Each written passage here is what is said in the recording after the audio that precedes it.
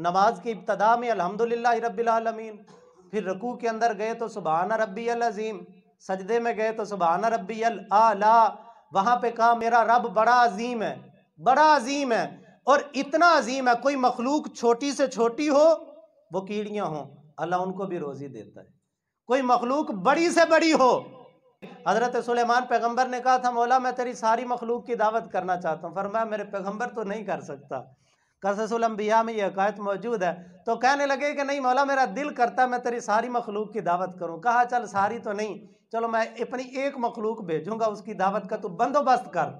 हजरत सुलेमान पैगंबर ने जिन्नों को हुक्म दिया चलो भाई देगे चढ़ा दो, ऐसे कर दो, वो कर दो। कई महीने हजरत सुलेमान पैगंबर तैयारियां करते रहे। अर्ज की मौला मेरा खाना खराब ना हो। फरमाया नहीं होगा, तू बंदोबस्त कर। अब जिन तैयारियां कर रहे हैं और बड़ी तैयारियां हो गई, खाने पक गए, देगे चढ़ गई, दस्तरखान बिछ गए।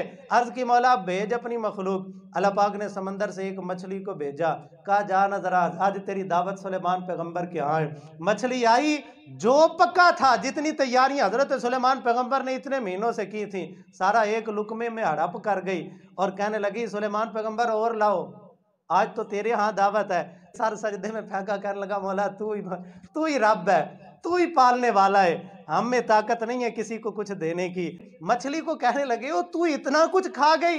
उन्होंने कहा ये तो कुछ भी नहीं था, इतने रुक में रब दो मुझे देता है, रोज देता है, आज तेरे दस्तरखान पे आके भूखी रही हूँ। अल्लाह सार। और अल्लामा इस्माइल हकी रहमतुल्लाह अलैह फरमाते हैं कि 18,000 जहान है, रब्बिल आलमीन, तमाम जहानों का वो रब है।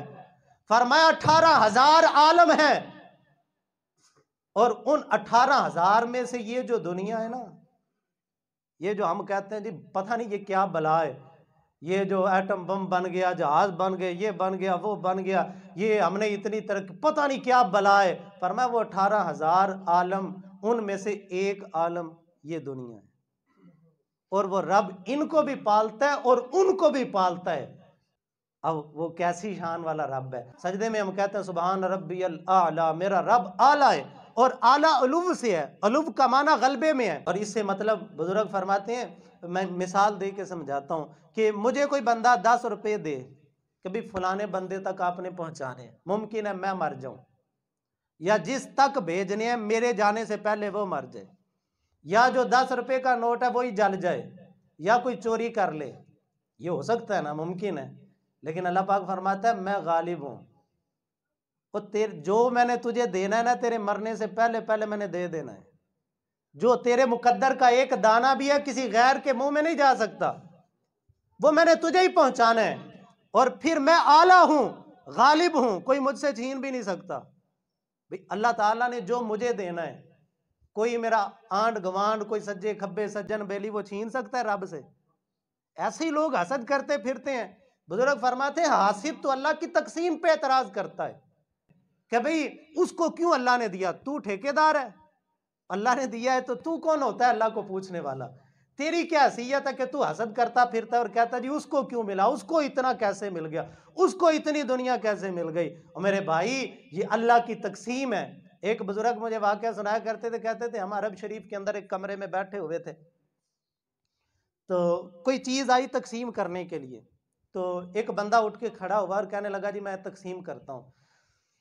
तकसीम करने से पहले उसने सारे बंदों को पूछा जी रब वाली वंड करा या बंदे वाली वंड करा? अब उन्होंने जो बैठे हुए थे उन्होंने सोचा आम इंसानों की तकसीम में तो कोई फर्क हो सकता है, रब की तकसीम तो वो बड़ी सोहनी होगी। उन्होंने कहा जी बंदे वाली वंड छड्डो, आज रब वाली वंड करो। उस बंदे ने क्या किया कि जो भी चीज़ थी तकसीम करने वाली, किसी को 1 दिया, किसी को 10 दे दिए, और किसी की झोली में 50 फेंक दिए, और किसी को 1 भी नहीं दिया। अब जब सबकी तकसीम करके वो जो भी चीज़ थी वो फारग हो गए ना, तो कहने लगे यार ये कौन सी रब्बी तकसीम है जो तूने कर दी है? उन्होंने कहा यही तो रब की तकसीम है कि वो किसी को इतना दे देता है कि संभालने से ही बाहर होता है, और किसी को इतना भी नहीं देता कि 2 वक्त की रोटी भी मुयस्सर आ जाए। ये मेरे रब की तकसीम है, और वो जो उसने देना है उसमें कमी नहीं हो सकती। मेरे भाई बंदा लाख कोशिश कर ले मैं ज्यादा कर लूं, नहीं कर सकता, क्योंकि वो कहता है मैं गालिब हूं, मैं आला हूं। रब तो हूं लेकिन आला भी हूं, रब तो हूं लेकिन अजीम भी हूं। अब रास्ता तूने मुंतखब करना है, वो चाहे जायज तरीके से हासिल कर ले, चाहे ना जायज तरीके से हासिल कर ले, मिलना वही है जो मैंने तेरे मुकद्दर में लिख दिया है, और तू मुझसे ज्यादा भी नहीं ले सकता।